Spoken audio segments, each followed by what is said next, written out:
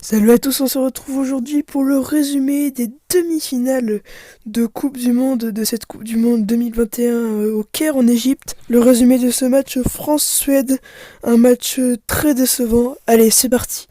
Alors le match commence et les 10 premières minutes, la Suède domine déjà. Elle domine pas vraiment sur le terrain, mais elle domine au score quand même si c'est un ou deux buts de plus que la France, elle domine quand même. À la 14e minute, la France va revenir et va dominer 7 buts à 6, un but de plus que la Suède, mais ce sera de courte durée puisque à la 16e minute, la Suède en remettra 3 et ça sera 9-7 pour la Suède. Et là, la Suède dominera aussi bien au niveau du score que sur le terrain. Et cet écart de 3 buts, la France ne l'a pas vraiment rattrapé de tout le match. Ensuite, à la 20e minute, on apprend que Vincent Gérard n'a toujours pas fait un seul arrêt dans les cages françaises, ce qui est inquiétant parce qu'on connaît son talent. Même avant-hier, contre la Hongrie, là, la prolongation, il avait fait de beaux arrêts. Et il sera donc remplacé par Yann Genty. Et à la 22e minute, c'est de pire en pire, car la France est dominée 12 buts à 8, donc ça fait plus 4 pour la Suède. Il faudra attendre la 25e minute pour voir le premier arrêt de l'équipe de France par Yann Genty. Et à la 28e minute, il y a un 2 minutes pour le Suédois Peterson, pour une faute sur Dickamem, ce qui permet à la France de revenir un peu à 2 buts de la Suède. Et à la 30e minute, juste avant la mi-temps, il y a une belle action pour la France, mais aussi une excellente parade du gardien suédois Palika. Ça fait 3 buts d'écart entre la France et la Suède. 13 à 16. Je vous ai trouvé les images de l'arrêt, je vous le mets. Pour revenir à moins 2. Wow, la superbe est derrière, la deuxième solution avec Valentin Porte et la parade incroyable d'Andreas Palika. Incroyable parade en espérant que les Bleus n'auront pas à la regretter parce que c'est extraordinaire. Extraordinaire. Elle est incroyable la parade.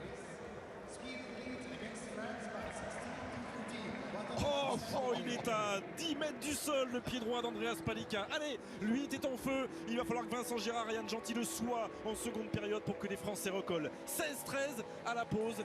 Au retour des vestiaires, l'équipe de France sera un peu mieux. Il y aura un arrêt de Yann Genty, puis après un but, ce qui permettra de revenir à un but de la Suède, ce qui sera le score le plus proche, mis à part le but d'avance à la 14e minute. Et à la 35e minute, encore un bel arrêt de Palika, et le temps fort français ne sera encore une fois que de courte durée, puisque la Suède reviendra, et ceci pour de bon.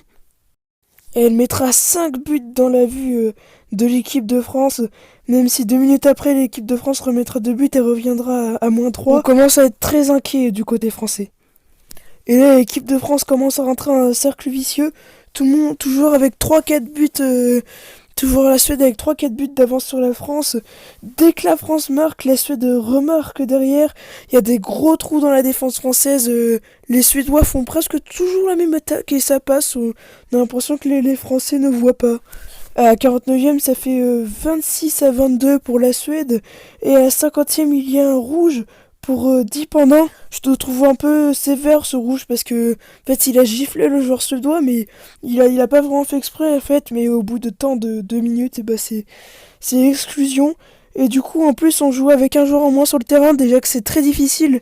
Et la finale s'éloigne de plus en plus de l'équipe de France. Et ensuite, il y a un temps mort pour l'équipe de France. Et on écoute l'entraîneur français, on se dit qu'il va rebooster ses troupes. Et non, il change de tactique, mais il galvanise à peine ses troupes. On trouve qu'il n'y a pas cette... je trouvais qu'il n'y avait pas assez de pêche dans ce qu'il disait. On a l'impression qu'on n'y croyait pas ou qu'on n'y croyait plus. Alors que même si c'est dur de remonter 4 buts en 5 minutes, c'est largement possible.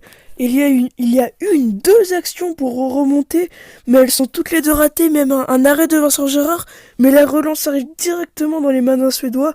Bref, là, l'équipe de France rate tout, et on commence à voir les Suédois célébrer, et à la fin, il y a une avalanche de buts pour la Suède, et le match se termine à 32-26. Ça fait mal quand même, 6 buts d'écart. Et voilà Encore une défaite pour un club une équipe que je supporte. Et voilà, le handball va à nouveau sombrer jusqu'à dans 2 ans pour la prochaine Coupe du Monde. Ça que je trouve bête un petit peu. Et surtout que là, même à la Coupe du Monde, la demi-finale de la Coupe du Monde avec l'équipe de France, on en parle tellement peu que la plupart des personnes, je suis sûr, ne sont même pas au courant que la France était en demi-finale de Coupe du Monde. C'est pour ça que j'ai fait ces 2 vidéos pour pouvoir mettre en avant c'est quand même la Coupe du Monde quoi. Je suis extrêmement déçu par ce match et même la demi-finale là était sur TMC. J'espère que ça sera mieux dans 2 ans, qu'on pourra la remporter une 6e ou 7e fois, je sais plus. Ah oui, j'ai vu que la dernière vidéo là sur France-Hongrie avait fait 1700 vues, c'est énorme. Je sais pas si ça va faire plus et je sais pas si cette vidéo va faire plus. En tout cas, j'ai vu qu'il y avait beaucoup de dislikes aussi. Les gens qui dislike, je sais cette vidéo n'est pas énorme non plus. Mais c'est juste un résumé vite fait sans montage. Si vous voulez voir des vidéos plus travaillées, allez voir les autres vidéos comme celle sur Brest par exemple. Allez, sur ce, je vous dis salut!